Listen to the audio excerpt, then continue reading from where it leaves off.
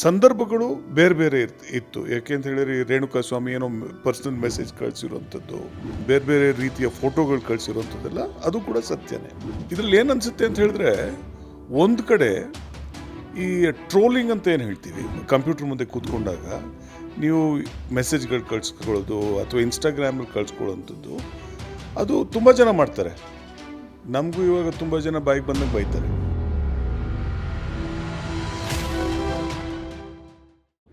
ಎಲ್ಲರಿಗೂ ನಮಸ್ಕಾರ. ನೀವು ವೀಕ್ಷಿಸ್ತಾ ಇದ್ದೀರಾ ಸಂಜೆವಾಣಿ. ನಾನು ಶ್ರುತಿ ನೀರಾಯ.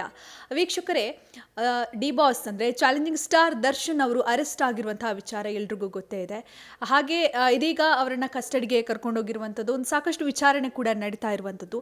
ರೇಣುಕಾ ಸ್ವಾಮಿ ಅನ್ನುವಂಥ ಒಬ್ಬ ವ್ಯಕ್ತಿಯನ್ನು ಅಮಾನುಷ್ಯವಾಗಿ ಕೊಲೆ ಮಾಡಿದ್ದಾರೆ ಅನ್ನುವಂಥ ಒಂದು ಆರೋಪದ ಮೇಲೆ ದರ್ಶನ್ ಅವರನ್ನು ಅರೆಸ್ಟ್ ಮಾಡಿರುವಂಥದ್ದು, ಜೊತೆಗೆ ಅವರ ಗ್ಯಾಂಗನ್ನು ಕೂಡ ಅರೆಸ್ಟ್ ಮಾಡಿರುವಂಥದ್ದು. ಸೊ ಇದ್ರ ಬಗ್ಗೆ, ಈ ಒಂದು ತನಿಖೆಯ ಬಗ್ಗೆ, ಹಾಗೆ ಕೋರ್ಟ್ನಲ್ಲಿ ಯಾವ ರೀತಿಯಾದಂತಹ ಪ್ರೊಸೀಜರ್ ನಡೆಯುತ್ತೆ ಇದರ ಬಗ್ಗೆ ಅನ್ನೋದನ್ನ ಕೇಳೋಣ ಇವತ್ತು. ಸೊ ಅದರ ಬಗ್ಗೆ ಸಂಕ್ಷಿಪ್ತವಾದಂತಹ ಮಾಹಿತಿಯನ್ನ ನೀಡೋದಕ್ಕೆ ಸುಪ್ರೀಂ ಕೋರ್ಟ್ನ ಹಿರಿಯ ವಕೀಲರಾದಂತಹ ಬ್ರಿಜೇಶ್ ಕಾಳಪ್ಪ ಅವರು ನಮ್ಮ ಜೊತೆ ಇದ್ದಾರೆ. ಬನ್ನಿ ಅವ್ರ ಜೊತೆ ಮಾತನಾಡೋಣ, ಇದರ ಬಗ್ಗೆ ಮಾಹಿತಿಗಳನ್ನ ಕೇಳೋಣ. ಸರ್, ಕಾರ್ಯಕ್ರಮಕ್ಕೆ ಸ್ವಾಗತ ಸರ್. ನಮಸ್ಕಾರ. ಹೇಗಿದ್ದೀರಾ sir? Fine, thank you. Okay sir, ಇವಾಗ ನಿಮಗೆ ಗೊತ್ತಿದೆ, ದರ್ಶನ್ ಅವರನ್ನು ಅರೆಸ್ಟ್ ಮಾಡಿದ್ದಾರೆ, ದರ್ಶನ್ ಆ್ಯಂಡ್ ಗ್ಯಾಂಗನ್ನು ಅರೆಸ್ಟ್ ಮಾಡಿದ್ದಾರೆ, ಕಸ್ಟಡಿಗೆ ಕರ್ಕೊಂಡು ಹೋಗಿದ್ದಾರೆ. ಹಾಗೆ ಇನ್ನೂ ಕೆಲವೊಂದು 10 ಆರೋಪಿಗಳನ್ನು ಇವತ್ತು ಜೈಲುಗೆ ಸೇರಿಸಿರುವಂಥದ್ದು. ಸೊ ಇಂತಹ ಒಂದು ಕೃತ್ಯ ಸ್ಯಾಂಡಲ್ವುಡ್ನಲ್ಲಿ ಎಷ್ಟೊಂದು ದೊಡ್ಡ ತಪ್ಪು. ಹಾಗೆ ಇದನ್ನೆಲ್ಲ ಕೇಳುವಾಗ ನೀವು ವಕೀಲರಾಗಿ ಏನು ಹೇಳ್ತೀರಾ? ನಿಮ್ಮ ಮೊದಲ ರಿಯಾಕ್ಷನ್ ಸರ್. ನೋಡಿ, ನಾವು ಕೇಳಿರುವಂಥದ್ದು, ನಾನು ಪ್ರತ್ಯೇಕವಾಗಿ ನೋಡಿರುವಂಥದ್ದು, ಪ್ರತ್ಯಕ್ಷವಾಗಿ ಅದು ಡಾಕ್ಟರ್ ರಾಜ್ಕುಮಾರ್ ಅವ್ರನ್ನ. ಏನಾಗಿತ್ತು, ಇಲ್ಲಿ ಪ್ಯಾಲೇಸ್ ಗ್ರೌಂಡ್ಸಲ್ಲಿ ತುಂಬ ವರ್ಷ, ನಾನು ಬಹುಶಃ 8-9ನೇ ಕ್ಲಾಸಲ್ಲಿ ಇದ್ದಿರಬೇಕು. ಆವಾಗ ಡಾಕ್ಟರ್ ರಾಜ್ಕುಮಾರ್ ಅವರು ಇಲ್ಲಿ ಶೂಟಿಂಗ್ ಮಾಡ್ತಿದ್ರು ಪ್ಯಾಲೇಸ್ ಗ್ರೌಂಡ್ಸಲ್ಲಿ. ಸೊ ನಮ್ಮ ಸ್ನೇಹಿತರು ಹೇಳಿದ್ರು, ಬನ್ನಿ ನೋಡ್ಕೊಂಡು ಬರೋಣ ಅಂತ. ಸೊ ನಾವಿಬ್ಬರೇ, ನನಗೂ ಆವಾಗ 10-12 ವರ್ಷ ಇದ್ದಿರಬೇಕಷ್ಟೇ. ನಾವಿಬ್ಬರೇ ಹೋದ್ವಿ. ಡಾಕ್ಟರ್ ರಾಜ್ಕುಮಾರ್ ಅವರು ಎದ್ದು ನಿಂತರು, ನಮ್ಮನ್ನು ನೋಡಿ ಎದ್ದು ನಿಂತು ನಮ್ಮನ್ನು ಕೂರಿಸಿ, ನಮ್ಮನ್ನು ಮಾತಾಡಿಸಿ, ಮತ್ತು ಊಟ ಮಾಡ್ತೀರಾ ಅಂತೆಲ್ಲ ಕೇಳಿಕೊಂಡು, ಟೀ ಕುಡಿತೀರಾ ಅಂತೆಲ್ಲ ಕೇಳಿಕೊಂಡು ಆಮೇಲೆ ಕಳಿಸ್ಕೊಟ್ಟಿದ್ದು. ಈ ಒಂದು ಅನುಭವ ನನಗೆ ಪ್ರತ್ಯಕ್ಷವಾಗಿರುವಂಥದ್ದು. ಸೊ ಇಂಥ ಒಂದು ಮೇರು ನಟ ಈ ಮಟ್ಟಕ್ಕೆ ಒಬ್ಬ ಚಿಕ್ಕ ಹುಡುಗರ ಜೊತೆ ಹೇಗೆ ವರ್ತನೆ ಮಾಡ್ತಾರೆ ಅನ್ನೋಂಥದ್ದು ನಾನು ನೋಡಿದ್ದೀನಿ. ಬಟ್ ಈ ಸಂದರ್ಭದಲ್ಲಿ ನೀವೇನು ನೋಡ್ತೀರಿ, ಒಬ್ಬ ಪ್ರೇಕ್ಷಕನಾಗಿದ್ದವನು, ಒಬ್ಬ ಫ್ಯಾನ್ ಆಗಿದ್ದವನು, ಅವನ್ನ ಹೀಗೆ ಈ ಕ್ರೌರ್ಯದಿಂದ ಅವನ್ನ ಕೊಲ್ಲುವಂಥದ್ದು ಮೊದಲೇ ಬಾರಿ ನಾನು ಕೇಳಿರುವಂಥದ್ದು. ಬಹುಶಃ ಬೇರೆ ಎಲ್ಲೂ ನಡೆದಿಲ್ಲ ಅಂತ ತಿಳ್ಕೊಳ್ತೀನಿ. ಬಟ್ ಅದಕ್ಕೆ ಸಂದರ್ಭಗಳು ಬೇರೆ ಬೇರೆ ಇತ್ತು. ಯಾಕೆಂತ ಹೇಳಿದ್ರೆ ರೇಣುಕಾ ಸ್ವಾಮಿ ಏನೋ ಪರ್ಸನಲ್ ಮೆಸೇಜ್ ಕಳಿಸಿರುವಂಥದ್ದು, ಆಮೇಲೆ ಬೇರೆ ಬೇರೆ ರೀತಿಯ ಫೋಟೋಗಳು ಕಳಿಸಿರುವಂಥದ್ದೆಲ್ಲ ಅದು ಕೂಡ ಸತ್ಯನೇ. ಇದರಲ್ಲಿ ಏನು ಅನಿಸುತ್ತೆ ಅಂತ ಹೇಳಿದ್ರೆ, ಒಂದು ಕಡೆ ಈ ಟ್ರೋಲಿಂಗ್ ಅಂತ ಏನು ಹೇಳ್ತೀವಿ, ಕಂಪ್ಯೂಟರ್ ಮುಂದೆ ಕೂತ್ಕೊಂಡಾಗ ಮೆಸೇಜ್ಗಳು ಕಳಿಸ್ಕೊಳ್ಳೋದು ಅಥವಾ ಇನ್ಸ್ಟಾಗ್ರಾಮಲ್ಲಿ ಕಳಿಸ್ಕೊಳ್ಳೋವಂಥದ್ದು, ಅದು ತುಂಬ ಜನ ಮಾಡ್ತಾರೆ. ನಮಗೂ ಇವಾಗ ತುಂಬ ಜನ ಬಾಯಿಗೆ ಬಂದಂಗೆ ಬೈತಾರೆ. ನಾವೇನಾದ್ರು ಒಂದು ಹೇಳಿದ್ರು ಕೂಡ ಬಹುಶಃ ಈ ಕಾರ್ಯಕ್ರಮದ ವಿಚಾರದಲ್ಲಿ ಒಂದಷ್ಟು ಜನ ಬೈಬೋದು. ಬಟ್ ಈ ಮಟ್ಟಕ್ಕೆ ಹೋಗಿ ಅವನು ಮಾಡಿರೋಂಥದ್ದು ಒಂದು ತುಂಬ ಒಂದು ಎಕ್ಸ್ಟೆಂಟ್ಗೆ ಮೀರಿ ಮಾಡಿದ್ದಾನೆ. ಇವ್ರು ಮಾಡಿರೋಂಥದ್ದು ಬಹುಶಃ ಅದನ್ನು ಪೊಲೀಸಿಗೆ ಕೊಟ್ಟಿದ್ರೆ ಈ ಘಟನೆ ನಡೆದಿರಲಿಕ್ಕಿಲ್ಲ. ಬಟ್ ಪೊಲೀಸ್ ಹತ್ರ ಹೋಗಲೇ ಇಲ್ಲ, ತಾನೇ ಕಾನೂನು ತನ್ನ ಕೈಗೆತ್ಕೊಂಡು ಇವಾಗ ಮಾಡಿರೋದನ್ನು ನಾವೆಲ್ಲ ವೀಕ್ಷಿಸ್ತಾ ಇದ್ದೀವಿ. ಸೊ ಆ ಕಾರಣದಿಂದ ಈ ಯಾವ ಮಟ್ಟಕ್ಕೆ ನಾವು ಬಂದು ಮುಟ್ಟಿದ್ದೀವಿ, ಆ ಕಾರಣದಿಂದ ಆಗಿದೆ. ಓಕೆ, ಇನ್ನು ಸರ್, ಕೋರ್ಟಲ್ಲಿ ಅಥವಾ ಲೀಗಲಲ್ಲಿ ಎಷ್ಟೊಂದು ಚಾಲೆಂಜ್ ಸರ್ ಈ ಒಂದು ವಿಚಾರಣೆ ಪೊಲೀಸ್ನವ್ರಿಗಿರ್ಬೋದು ಅಥವಾ ಕೋರ್ಟಲ್ಲಿ ಯಾವ ರೀತಿಯಾಗಿ ಚಾಲೆಂಜ್ ಇರುತ್ತೆ ಅವರಿಗೆಲ್ಲ ಅನ್ನುವಂಥದ್ದು? ನೋಡಿ, ಇದರಲ್ಲಿ ಇವಾಗ ತನಿಖೆ ಶುರುವಾಗಿದೆ. ತನಿಖೆ ಶುರುವಾಗಿ ಸುಮಾರು ಒಂದು 10-15 ದಿನ ಆಗಿರ್ಬೇಕು. ಇವಾಗ ನೀವು ಚಾರ್ಜ್ ಶೀಟ್ ಫೈಲ್ ಮಾಡೋದಕ್ಕೆ ಬಹುಶಃ ನಿಮಗೆ 367 ಪ್ರಕಾರ ನಿಮಗೆ ಸುಮಾರು 60 ದಿನ ಇರುತ್ತೆ. ಬಟ್ ಅದು 60 ದಿನದಲ್ಲೇ ಕೊಡಬೇಕು ಅಂತಿಲ್ಲ. ನಾನಿವಾಗ ಸುಮಾರು ಕೇಸ್ಗಳಲ್ಲಿ, ಇವಾಗ ಮೊನ್ನೆ ಈ ಯಾವುದೋ ಘೋಷಣೆ ಕೂಗಿದ್ರಲ್ಲ, ಪಾಕಿಸ್ತಾನ್ ಜಿಂದಾಬಾದ್ ಅಂತೆಲ್ಲ ಈ ದೆಹಲಿದಲ್ಲಿ, ಆ ಚಾರ್ಜ್ ಶೀಟ್ ಸುಮಾರು 4-5 ವರ್ಷ ಆಯಿತು ಫೈಲ್ ಮಾಡೋದಕ್ಕೆ. ಅದೇ ರೀತಿಯಲ್ಲಿ ಚಾರ್ಜ್ ಶೀಟ್ ಏನು ಆ ಸಂದರ್ಭದಲ್ಲೇ ಫೈಲ್ ಮಾಡಬೇಕು ಅಂತೇನಿಲ್ಲ. ತನಿಖೆಗೆ ಎಷ್ಟು ಸಮಯ ಬೇಕಾಗುತ್ತೆ, ಆ ಸಮಯದ ಪ್ರಕಾರ ಮತ್ತು ಎಲ್ಲ ನಿಮಗೆ ಯಾವ ಒಂದು ಎವಿಡೆನ್ಸಸ್ ಕಲೆಕ್ಟ್ ಮಾಡ್ಕೋತೀರಿ, ಅದ್ರ ಪ್ರಕಾರ ಚಾರ್ಜ್ ಶೀಟ್ ಫೈಲ್ ಆಗುತ್ತೆ. ಬೆಸ್ಟ್ ಅಂದರೆ ನೀವು 60 ದಿನದ ಒಳಗಡೆ ಫೈಲ್ ಮಾಡಬೇಕಾಗಿರುವಂಥದ್ದು. ಬಟ್ ನನಗನ್ಸೋದಿಲ್ಲ ಈ 60 ದಿನದ ಒಳಗಡೆ ಇದು ಬರುತ್ತೆ ಅಂತ. ಯಾಕೆ ಅಂತ ಹೇಳಿದ್ರೆ ಇವಾಗ ಸೆಕೆಂಡ್ ಯಾವುದೋ ಒಂದು ಡೆಡ್ ಬಾಡಿ ಏನೋ ಸಿಕ್ಕಿದೆಯಂತೆ, ಅದಾದಮೇಲೆ ಹಳೆ ಯಾವುದೋ ಮ್ಯಾನೇಜರ್ದು ಏನೋ ಒಂದು ಕತೆ ಏನೋ ಶುರುವಾಗಿದೆಯಂತೆ. ಇವೆಲ್ಲ ನೋಡ್ತಾ ನೋಡ್ತಾ ನೋಡ್ತಾ ಒಂದು ನಿಮಗೆ ಚಾರ್ಜ್ ಶೀಟ್ ಬಿಲ್ಡ್ ಮಾಡೋದಕ್ಕೆ ಇವಾಗ ಏನಾಗುತ್ತೆ, ಒಬ್ಬ ವ್ಯಕ್ತಿ ಇದು ತನ್ನ ಮೊದಲನೇ ಕೊಲೆ ಆಗಿದ್ದರೆ ಅದು ಚಾರ್ಜ್ ಶೀಟ್ ಬೇರೆ ರೀತಿಯಲ್ಲಿರುತ್ತೆ. ಇವಾಗ 2ನೇದು ಅಥವಾ 3ನೇ ಕೊಲೆ ಪತ್ತೆ ಆಯಿತು ಅಂತ ಹೇಳಿದರೆ ಅದರಲ್ಲಿ ಚಾರ್ಜ್ ಶೀಟ್ ಬೇರೆ ವಿಧಾನ ಇರುತ್ತೆ. ಸೊ ಅದಕ್ಕೋಸ್ಕರ ನನ್ನ ಲೆಕ್ಕದಲ್ಲಿ 60 ದಿನದಲ್ಲಿ ಖಂಡಿತವಾಗ್ಲೂ ಈ ಚಾರ್ಜ್ ಶೀಟ್ ಫೈಲ್ ಆಗೋದಿಲ್ಲ. ತನಿಖೆ ನಡೆಯುತ್ತೆ, ತನಿಖೆ ನಡೆದು ಮತ್ತು ಪೊಲೀಸ್ನವರು ಈವರೆಗೂ ಕೂಡ ಒಳ್ಳೆಯ ಒಂದು ತನಿಖೆ ನಡೆಸಿದ್ದಾರೆ ಅಂತ ಒಂದು ಭಾವನೆ ಇದೆ ಎಲ್ಲರಿಗೂ. ಪ್ರತಿಯೊಬ್ಬರು ನನ್ನ ಹತ್ರ ಬರುವಂಥ ಜರ್ನಲಿಸ್ಟ್ ಆಗಲಿ ಅಥವಾ ಬೇರೆ ಬೇರೆಯವರಾಗಲಿ ಪ್ರತಿಯೊಬ್ಬರು ಹೇಳೋದು ಇಲ್ಲ, ತನಿಖೆ ತುಂಬ ಚೆನ್ನಾಗಿ ನಡೆಸ್ತಾ ಇದ್ದಾರೆ ಅಂತ. ಇನ್ನು ಯಾವುದೇ ಕೊಲೆ ಪ್ರಕರಣದಲ್ಲಿರ್ಬೋದು, ಎಂಥ ಕೇಸ್ನಲ್ಲಿರ್ಬೋದು, ಚಾರ್ಜ್ ಶೀಟ್ ಅನ್ನುವಂಥದ್ದು ಎಷ್ಟು ಮಹತ್ವ ಪಡೆದಿದೆ ಸರ್? ಅದೇ ನಿಮ್ಮ ಕೇಸ್ ಬೇಸಿಸೇ ಅದು. ಫಸ್ಟ್ ಒಂದು FIR ಇರುತ್ತೆ, ಅದಾದಮೇಲೆ ಚಾರ್ಜ್ ಶೀಟು. ಇವಾಗ ನಿಮಗೆ ಅಂದರೆ ಪ್ರಾಸಿಕ್ಯೂಷನ್ ಇದೆಯಲ್ಲ, ಪ್ರಾಸಿಕ್ಯೂಷನ್ಗೆ ಏನು ಪ್ರೂವ್ ಮಾಡಬೇಕಾಗಿದೆ ಅಂತ ಹೇಳಿದ್ರೆ ಬಿಯಾಂಡ್ ರೀಸನಬಲ್ ಡೌಟ್. ಯಾವ ಒಂದು ವ್ಯಕ್ತಿ ಕೂಡ ಅವನಿಗೆ ಸ್ವಲ್ಪ ಕೂಡ ಒಂದು ಶಂಕೆ ಇರಬಾರ್ದು, ಇದರಲ್ಲೇನಾದರೂ ಬಹುಶಃ ದರ್ಶನ್ ನಿರಪರಾಧಿ ಅನ್ನುವಂಥ ಒಂದು ಶಂಕೆ ಕೂಡ ಇರಬಾರ್ದು. ಬಿಯಾಂಡ್ ರೀಸನಬಲ್ ಡೌಟ್ ಅದು ಕ್ಲಿಯರ್ ಆದಾಗ ನೀವು ಪ್ರಾಸಿಕ್ಯೂಷನ್ ಗೆದ್ದ ಹಾಗೆ ಮತ್ತು ಡಿಫೆನ್ಸ್ ಸೋತ ಹಾಗೆ, ಅಂದರೆ ಅವ್ರಿಗೆ ಶಿಕ್ಷೆ ಆಗುತ್ತೆ ಅವಾಗ. ಬಟ್ ಅಕಸ್ಮಾತ್ ಆಗಲಿಲ್ಲ ಅಂತ ಹೇಳಿದ್ರೆ ಅವಾಗ ಬಿಡುಗಡೆ ಆಗುತ್ತೆ, ದೇ ವಿಲ್ ಬಿ ರಿಲೀಸ್ಡ್. ಈ ಪ್ರಾಸಿಕ್ಯೂಷನ್ ಫೇಲ್ಸ್. ಇನ್ನು ಇವತ್ತು ಮಹಜರು ಪಡಿಸಿದ್ರು ಕೇಸ್ ಅದು ಕೋರ್ಟ್ನಲ್ಲಿ. ಅದಾದ ನಂತರ ದರ್ಶನ್ ಅವರಿಗೆ ಅದು ಇನ್ನೊಂದೆರಡು ದಿವಸ ಕಸ್ಟಡಿಯಲ್ಲಿ ಇರುವಂಥ ಒಂದು ಏನೋ ಕಸ್ಟಡಿಗೆ ಕರ್ಕೊಂಡು ಹೋಗಿದ್ದಾರೆ ಅನ್ನುವಂಥದ್ದು. ಇದನ್ನು ಏನು ನಡೀತಾ ಇರುತ್ತೆ ಅದು. ನೀವು ಮಹಾಜರಾಗುವಂಥದ್ದು ಮತ್ತು ಬೇರೆ ಬೇರೆ ಇವೆಲ್ಲ these are all stages of investigation.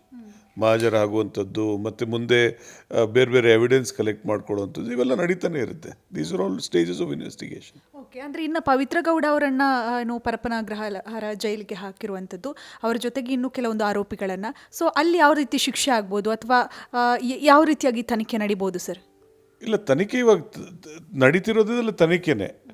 But ಶಿಕ್ಷೆ ಆಗುವಂಥದ್ದು ನೀವು ಫಸ್ಟು ಆರೋಪ ಪಟ್ಟಿ ಹಾಕಬೇಕು, ಅಂದರೆ ಚಾರ್ಜ್ ಶೀಟ್ ಹಾಕಬೇಕು. ಚಾರ್ಜ್ ಶೀಟ್ ಆದಮೇಲೆ ಮತ್ತೆ ಎವಿಡೆನ್ಸ್ ಆಗ್ತದೆ ಕೋರ್ಟ್ ಮುಂದೆ. ನೀವು ಯಾವ್ಯಾವ ಪೀಸಸ್ ಆಫ್ ಎವಿಡೆನ್ಸ್, ಅವರು ಅವತ್ತು ಬಟ್ಟೆ ಬರೆ ಹಾಕ್ಕೊಂಡಿರೋದು, ಜೊತೆಗೆ ಬಾಡಿ ಯಾವ ರೀತಿಯಲ್ಲಿತ್ತು, ಅದನ್ನು CCTV ಎವಿಡೆನ್ಸ್ ಇದೆಯಾ, ಅಥವಾ ಬೇರೆ ಬೇರೆ ರೀತಿಯಲ್ಲಿ ಹೇಳುವಂಗೆ ಅಲ್ಲಿ ಇಂಥ ವೆಹಿಕಲ್ ಇತ್ತು, ಯಾರ್ದೋ ಚಪ್ಪಲಿ ಇತ್ತು, ಆ ಚಪ್ಪಲಿಲಿ ಇವ್ರ DNA ಇತ್ತಾ. ಇವಾಗ ನಾನು ಯಾವುದೋ ಒಂದು ಕೊಲೆ ಸಂದರ್ಭದಲ್ಲಿ ನನ್ನ ಚಪ್ಪಲಿ ಇತ್ತು ಅಂತ ಹೇಳಿದರೆ ಆ ರಕ್ತ ಯಾರ್ದಿತ್ತು ಅದೆಲ್ಲ ಅನಾಲಿಸಿಸ್ ಆಗಬೇಕಲ್ಲ.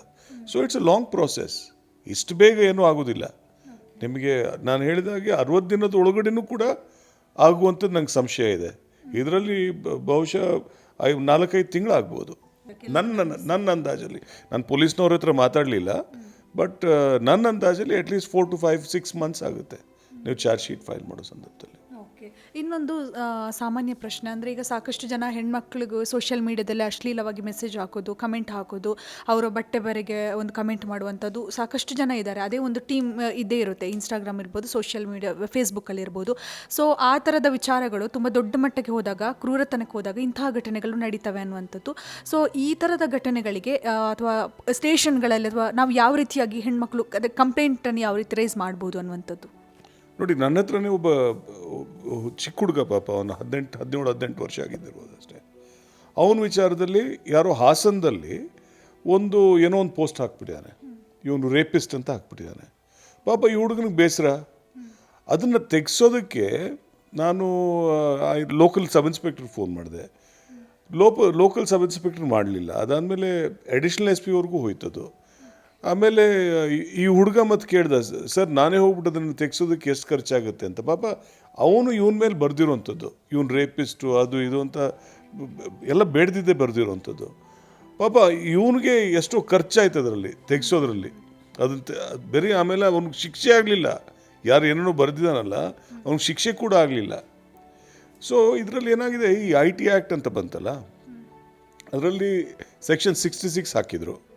ಸೆಕ್ಷನ್ 66 ಹಾಕುವ ಸಂದರ್ಭದಲ್ಲಿ ತುಂಬ ಜನಕ್ಕೆ ಹೀಗೆ ಇವಾಗ ನಿಮ್ಮನ್ನು ವೈಯಕ್ತಿಕವಾಗಿ ಆಗೋದಿಲ್ಲ. ಸೊ ನಾನೇನೋ ಬರೆದಿರುವಾಗ ನೀವು ಕೇಸ್ ಹಾಕಿದಾಗ ಅದು ಸೀರಿಯಸ್ ಒಫೆನ್ಸ್ ಟೈಪ್ ಆಗುವಂಥದ್ದು. ಸೊ ಅದೆಲ್ಲ ಆಗಿ ಮತ್ತು ಸುಪ್ರೀಂ ಕೋರ್ಟ್ ಅದನ್ನು ಅಸಿಂಧುಗೊಳಿಸ್ತದು, ಯಾವುದು ಸೆಕ್ಷನ್ 66ನ. ಬಟ್ ಬಹುಶಃ ಈ ವಿಚಾರಣೆ ನೋಡುವಾಗ ಬಹುಶಃ ಸೆಕ್ಷನ್ 66 ಇರಬೇಕಾಗಿತ್ತೇನೋ ಅಂತ ಅನಿಸುತ್ತೆ. ಏನಕ್ಕಂದರೆ ತುಂಬ ಜನ ಇದರಿಂದ ಒದ್ದಾಡ್ತಾ ಇದ್ದಾರೆ. ಏಕೆಂದರೆ ಒಬ್ಬ ಸಾಮಾನ್ಯ ವ್ಯಕ್ತಿಗೆ ಅವನ ಆತ್ಮಗೌರವ ತುಂಬ ಮುಖ್ಯ. ಅವನ ಆ ಆತ್ಮಗೌರವಕ್ಕೆ ನೀವು ಧಕ್ಕೆ ತರುವಂಥ ಏನಾದ್ರು ಕೆಲಸ ಮಾಡಿದರೆ, ಪಾಪ ಅವನೇನು ಕೆಟ್ಟವನಲ್ಲ, ಏನು ತಪ್ಪು ಮಾಡಲಿಲ್ಲ, ಯಾರೋ ತೀಟೆಗೋಸ್ಕರ ಅವನೇನೋ ಒಂದು ಬರೆದಿರ್ತಾನೆ. ಇವನು ಪಾಪ ಅದು ಆತ್ಮಕ್ಕೆ ತುಂಬ ಧಕ್ಕೆ ಕೊಟ್ಟಿರುತ್ತೆ, ಆ ಗೌರವಕ್ಕೆ ತುಂಬ ಧಕ್ಕೆ ಕೊಟ್ಟಿರುತ್ತೆ. ಅದನ್ನು ಸರಿಪಡಿಸ್ಕೊಳ್ಳುವಂಥದ್ದೇ ಇವತ್ತೊಂದು ದೊಡ್ಡ ಚಾಲೆಂಜ್ ಆಗೋಗ್ಬಿಟ್ಟಿದೆ ಅದು. ಬಹುಶಃ ಈ ಸೆಕ್ಷನ್ 66ನ ಮತ್ತೆ ಇದನ್ನು ಅಥವಾ ಸ್ಟೇಟ್ ಗೌರ್ಮೆಂಟ್ ಕೂಡ ಇದರಲ್ಲಿ ಯಾವುದಾದ್ರು ಒಂದು ಕಾನೂನು ಪಾಸ್ ಮಾಡೋದು ಸೂಕ್ತ ಅಂತ ನನಗೆ ಇವಾಗ ಅನಿಸ್ತಾ ಇದೆ. ಓಕೆ ಸರ್, ಇನ್ನು ರೇಣುಕಾಸ್ವಾಮಿ ಕೊಲೆ ಪ್ರಕರಣದಲ್ಲಿ ಸ್ಟೇಷನ್ ಎದುರುಗಡೆ ಕೂಡ ಸಾಕಷ್ಟು ಜನ ಫ್ಯಾನ್ಸ್ ಬಂದಿದ್ದರು. ಒಂದಿಷ್ಟು ಪೊಲೀಸ್ನವರು ಲಾಠಿ ಚಾರ್ಜ್ ಮಾಡಬೇಕಾದಂಥ ಪರಿಸ್ಥಿತಿ ಕೂಡ ಬಂತು. ಮಾಧ್ಯಮದವರ ಮೇಲೆ ಕೂಡ ಒಂದಿಷ್ಟು ಮನಸ್ತಾಪ ಆಯಿತು. ಸೊ ಹಾಗಾಗಿ ಈ ಥರದ ಘಟನೆಗಳಿಂದ ಈ ಥರ ಆಗೋದು ಎಷ್ಟು ಸರಿ ಅನ್ನುವಂಥದ್ದು? ನೋಡಿ, ಮೊದಲನೇದಾಗಿ ಒಬ್ಬ ಆರೋಪಿ ಅಂತ ಹೇಳಿದ್ರೆ ಪೊಲೀಸ್ನವರು ಅವನ್ನ ಆರೋಪಿ ರೀತಿಯಲ್ಲೇ ನೋಡಬೇಕಾಗುತ್ತೆ, ಯಾರೇ ಆಗಲಿ. ಅದು ಕಾನೂನಿನಲ್ಲಿ ಒಂದು ನೀವು ಲಾ ಓದೋ ಸಂದರ್ಭದಲ್ಲಿ ನೀವು ಮೊದಲನೇ ವರ್ಷದಲ್ಲಿ ನೀವು ಕಲಿತೀರಿ, be you ever so high the law is above you. ನೀವು ಪ್ರಧಾನಮಂತ್ರಿ ಆಗಿರ್ಬೋದು, ದೇಶದ ರಾಷ್ಟ್ರಪತಿ ಆಗಿರ್ಬೋದು, ಆದರೆ ಕಾನೂನು ನಿಮಗಿಂತ ದೊಡ್ಡದು.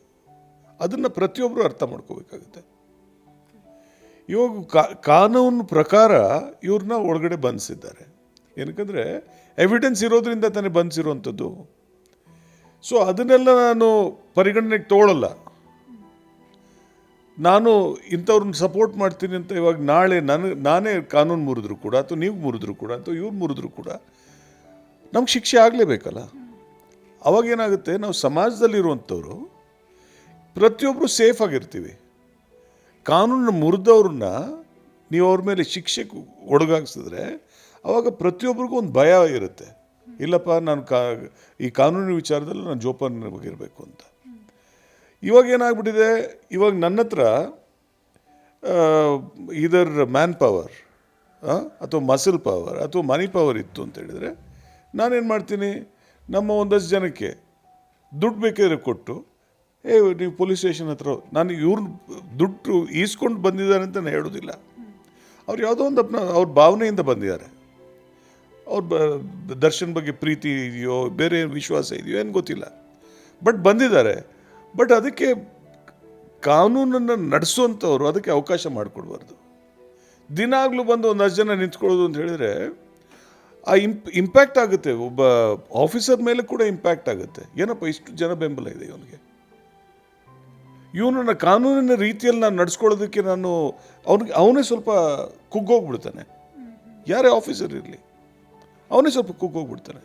ಸೊ ಅದಕ್ಕೆ ಯಾರೇ ಆಗಲಿ, ಎಂಥ ದೊಡ್ಡವನೇ ಆಗಲಿ, ಎಂಥ ದೊಡ್ಡ ನಾಯಕನೇ ಆಗಲಿ, ಎಂಥ ದೊಡ್ಡ ನಾಯಕ ನಟನೇ ಆಗಲಿ, ಇದಕ್ಕೆ ಅವಕಾಶ ಮಾಡಿಕೊಡ್ಬಾರ್ದು. ಹೊರಗಡೆ ಬಂದು ಜಮಾಯಿಸ್ಕೊಡುವಂಥದ್ದು ಇವೆಲ್ಲ ಏನಕ್ಕಂದರೆ ಅವನನ್ನು ನೀವು ಯಾವ ರೀತಿಯಲ್ಲಿ ನಡೆಸ್ಕೋಬೇಕಾಗಿದೆ, ಒಬ್ಬ ಆರೋಪಿ ರೀತಿಯಲ್ಲಿ ನಡೆಸ್ಕೋಬೇಕಾಗಿದೆ.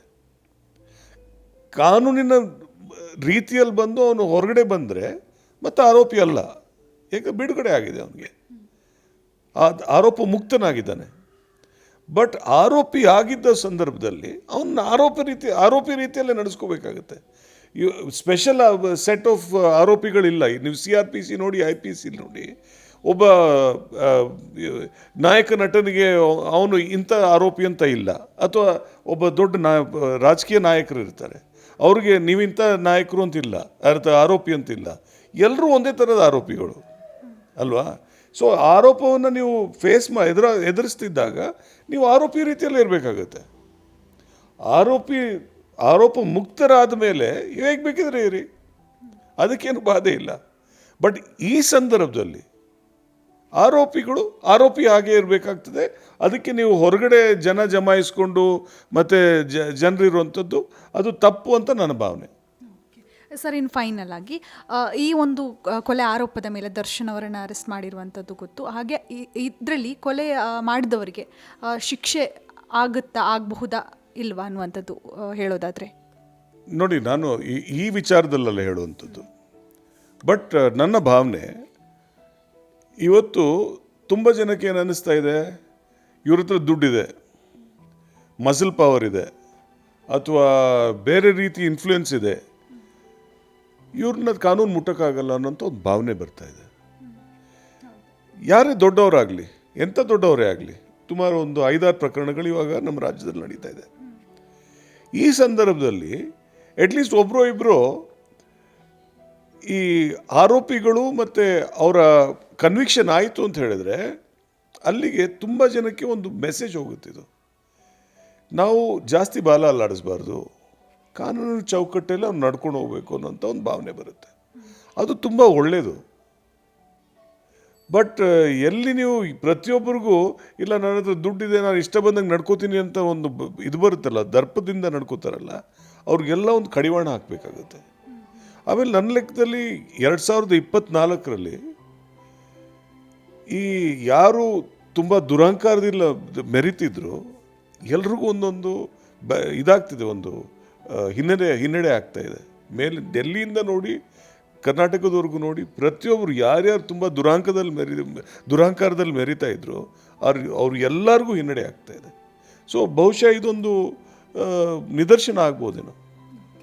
Thank you so much sir. ಇಷ್ಟೊತ್ತು ಸಂಜೆವಾಣಿ ಜೊತೆ ಮಾತನಾಡಿದರೆ ಧನ್ಯವಾದಗಳು ಸರ್. Thank you. ಎಸ್, ನೋಡಿದ್ರಲ್ಲ ವೀಕ್ಷಕರೇ, ಸುಪ್ರೀಂ ಕೋರ್ಟ್ನ ಹಿರಿಯ ವಕೀಲರಾದಂತಹ ಬ್ರಿಜೇಶ್ ಕಾಳಪ್ಪ ಅವರು ಏನು ಕೋರ್ಟ್ನಲ್ಲಿ ಯಾವ ರೀತಿಯಾಗಿ ತನಿಖೆ ನಡೀಬೋದು ಎಲ್ಲವನ್ನ ಕೂಡ ನಮಗೆ ತಿಳಿಸಿದರು. ಹಾಗೆ ಕಾನೂನಿಗಿಂತ ಯಾವುದೂ ಮುಖ್ಯ ಅಲ್ಲ, ಅಂದರೆ ಕಾನೂನಿಗಿಂತ ದೊಡ್ಡದು ಯಾವುದೂ ಇಲ್ಲ ಅನ್ನುವಂಥದ್ದು ವಿಚಾರವನ್ನು ಹೇಳಿದರು. ತಪ್ಪು ಮಾಡಿದರೆ ಖಂಡಿತವಾಗ್ಲೂ ಕಾನೂನಿನಲ್ಲಿ ಶಿಕ್ಷೆ ಆಗೇ ಆಗುತ್ತೆ ಅನ್ನುವಂಥ ವಿಚಾರಗಳನ್ನು ಹೇಳಿದರು. ಇದರ ಬಗ್ಗೆ ನಿಮ್ಮ ಅನಿಸಿಕೆ ಅಭಿಪ್ರಾಯಗಳನ್ನು ನಮಗೆ ನೀವು ಕಮೆಂಟ್ ಮೂಲಕ ಮುಕ್ತವಾಗಿ ತಿಳಿಸ್ಬೋದು. ಇದಾಗಿತ್ತು ಈ ಹೊತ್ತಿನ ವಿಶೇಷ. ನೋಡ್ತಾ ಇರಿ ಸಂಜೆವಾಣಿ.